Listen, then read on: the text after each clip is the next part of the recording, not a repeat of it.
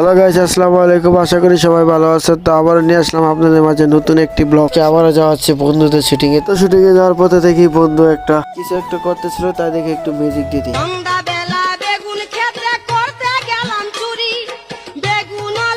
ওইখানে বন্ধুর সাথে মজা শেষ করে আবার চলে গেলাম বন্ধুর সেই শুটিং স্পটে। ওইখানে কিছুক্ষণ থাকার পর ওইখান থেকে আবার রওনা হয়ে গেলাম আমাদের বাসার জন্য কিছু জিনিস অর্ডার করা ছিল।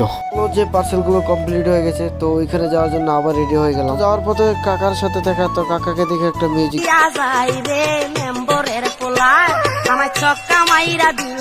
কাকার সাথে দেখা শেষ করে আবার রওনা হয়ে গেলাম তো আমাদের পার্সেল আনার উদ্দেশ্যে।